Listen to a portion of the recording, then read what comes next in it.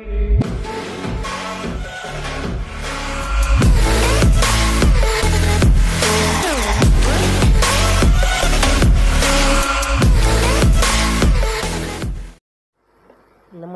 जी, आप लोग कैसे हैं? उम्मीद करती हूँ आप लोग सब घर में ठीक ठाक होंगे। मैं भी ठीक हूँ। आज मैं आप लोगों के लिए एक और कहानी लेकर आई हूँ जिसका नाम है बाली और खाडू। चलो यह कहानी शुरू करते हैं। आज की कहानी बाली और खाडू की है, जो दो भाई बहन थे, लेकिन उनके माता पिता नहीं थे। माता पिता उनके बचपन में ही गुजर गए थे। उसका भाई थोड़ा सा बड़ा था, बाली बहुत छोटी थी। बाली छोटी थी तो भाई उसका माँ बाप का उसको प्यार देता था, बहुत अच्छे ढंग से उसको पालन लालन करता था। और भाई भी छोटा ही था। वो कैसे करता था, लोगों से मांग देख करके वो लाता था, लेकिन उसको पता नहीं था कि मेरे पास भगवान ने कितनी शक्ति दी हुई है। उसको नहीं पता था खाडू को। एक दिन ऐसे जैसे जैसे धीरे धीरे वो बड़े होते गए तो एक दिन जैसे गायों के साथ जाते थे, गाय भैंस के साथ जाते थे, तो एक दिन बाली ने कहा, भाई भैया मुझे भूख लगी है बहुत तेज। तो खाडू ने ऐसे ही मजाक में बोल दिया कि झाड़ भूली मेरा बायां सींग। उसने खट बायां सींग झाड़ा और उसमें से एक से एक खाना निकला।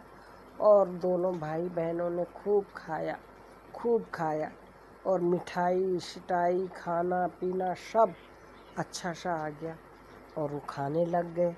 और उस दिन से उनका बहुत ही अच्छा गुजारा चला। और वो जैसे अपने भाई का सींग झाड़ती है, खाना पीना शुरू हो जाता। उसके बाद वो कहती है, बहन अब तुम्हारा पेट भर गया? वो कहती है, हाँ भैया भर गया। तो बहन पूछती है, भैया आपका पेट भर गया? वो कहता हाँ।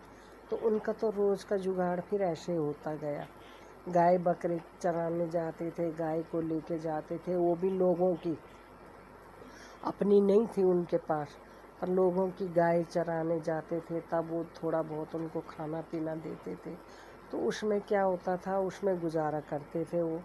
तो एक दिन उसने फिर दूसरे दिन आए तो भूख लग गई बहन को। बहन ने बोला, भाई मुझे भूख लग गई है। उसने बोला, झाड़ भूली मेरा बायां सींग है। उसने खट झाड़ा और उसके लिए एक से एक मिठाई, एक से एक खाना।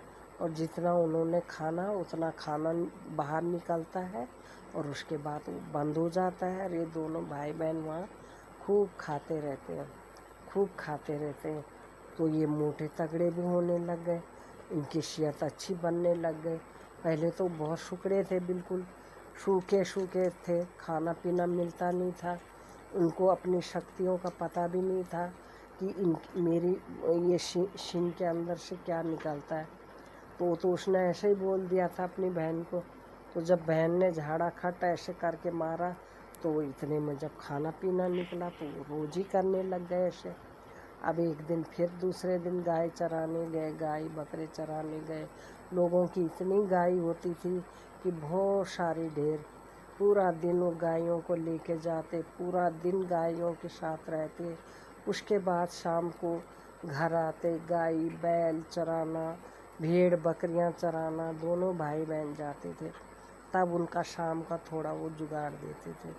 पर फिर भी वो रोज़ ही ये काम होने लग गया। जैसे जाते भूख लगती, वो बोलते, झाड़ भूली मेरा बायां सींग।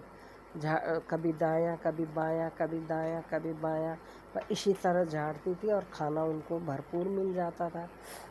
एक दिन उन्होंने कहा, इस खाडू को हम मारेंगे।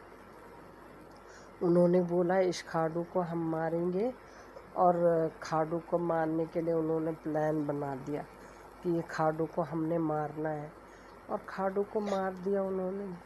खाडू ने उस दिन समझाया अपनी बहन को कि बहन कल मेरे को वो मार देंगे, अब तुम क्या करोगे, क्या खाओगे? मैं तो चला जाऊंगा, अब तुम्हारे लिए खाने पीने के लिए कुछ भी नहीं रहेगा। तो तुम ऐसा करना कि उसकी जो मीट होगी खाडू की, उस मीट को ना तुम मत खाना, उनको खाने देना। और जो हड्डियाँ जमा वो जो खाएंगे उनकी थालियों में से सारी हड्डियाँ जमा करके और तुम एक खेत में उसको दबा देना। और वहाँ से तुम उन हड्डियों को खेत में दबा करके, और जब भी तुम्हें भूख लगेगी तो मेरे को याद करना कि भाई मेरे को भूख लग गई है, तो तुम वहाँ से खोदना तो तुम्हारे को वहाँ से मिल जाएगा। तो वो इतना रोई, इतना रोई, इतना रोई। रात को उन्होंने खाडू को मार दिया और उसके बाद वो बाली बाली रह गई। अब बाली रह गई तो बाली भी जब जाने लग गई खेतों में, बकरी भेड़ गाय बैल चराने जाने लग गई, तो उसके बाद वो उनको देखते देखते रहती थी। फिर उनको उसको भूख लगती थी तो वो फिर क्या करती थी, वहीं जाती थी, वो खड्डे को खोद के फिर थोड़ा बहुत जो निकलता था वो खाती थी।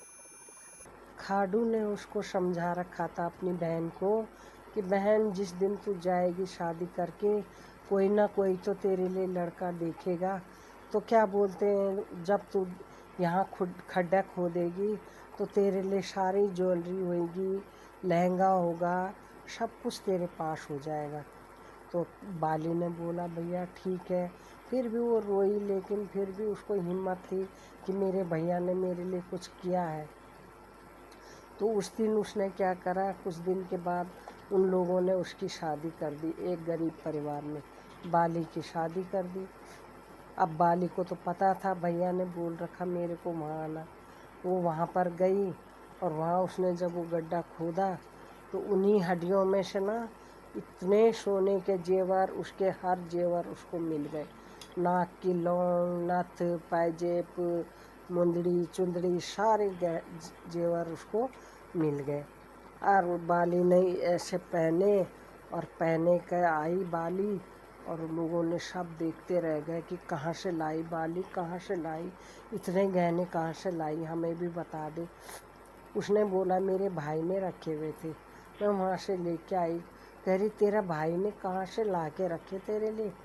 उसने बोला बस ऐसे दिहाड़ी मजदूरी करके मेरा भाई रखता गया मेरे लिए। तो उसने बोला ठीक है, लोगों ने समझा हमें भी बता उस जगह को। तो वो वहाँ पर गए लोग। अब वो डर के मारे बेचारी बाली ले गई उन लोगों को, लेकिन वहाँ पर उसने बोला मैंने यहाँ से खड्डा खोदा, मेरे भाई की यहाँ हड्डियाँ रखी थी, उनमें से ये निकला। उन्होंने बोला चलो हमें भी ले जाओ, और बाली उनको ले गई डर के मारे वहाँ पर। और जब उन्होंने खोदा तो वहाँ पर उनको कुछ नहीं मिला, वो एक हड्डियाँ मिली। जब खाडू की हड्डी हड्डी देखी उन्होंने, और उन लोगों को गांव वालों को कुछ नहीं मिला वहाँ से। जो कुछ मिलना था उसकी बहन को मिल गया था पहले। उन लोगों को वही उसकी खाडू की हड्डियाँ मिली और बाकी कुछ नहीं। वहाँ पर सारे कंकाल पड़े हुए थे हड्डियों के। वैसी बाली ने फिर उसको दबा दिया कि मेरे भाई की हड्डियाँ हैं ये, इसी में से मेरे को जो मिलना था मेरे को मिल गया, अब आप लोगों ने देख लिया कुछ नहीं है। तो इसी तरह लोग फिर जलने भी लग गए कि बताओ इसका भाई कैसे किस्मत वाला था, इतने जर जेवर तो हमने कभी नहीं देखे इस गांव में किसी के पास, पर इसकी बहन को इतने सारे मिल गए। फिर उन्होंने एक गरीब से ही लड़का था, वो भी उसके साथ उसकी शादी कर दी और बाली अपने ससुराल में चली गई। बाली अपने ससुराल में गई, सास ससुर की सेवा करने लग गई, पति का कहना मानती थी, पति की सेवा करती थी। और जर जेवर उसकी सास ससुर सब बड़े खुश हो गए कि हमारी बहू के पास तो इतने सारे जेवर हैं। तो उन जेवरों के खातिर वो उनको, उस लड़की को, बाली को बहुत प्यार करने लग गए। बाली भी उनसे बहुत इज्जत करती थी, बाली भी उनकी इज्जत करना, पति की इज्जत करना। वहाँ भी काज काम था, लेकिन उसके पास प्यार भी बहुत मिला था उसको। तो मैं अब ऐसे भगवान सबको दे। अगर आपको मेरी कहानी पसंद आई हो तो आप लाइक करना, शेयर करना और सब्सक्राइब करना, ताकि मैं अगली कहानी को भी तो आप लोगों के लिए लेके आऊँ अच्छी। आप लोग शेयर सब्सक्राइब कुछ नहीं करते और बेल आइकन दबाना ना भूलिएगा। तब तक के लिए नमस्कार जी।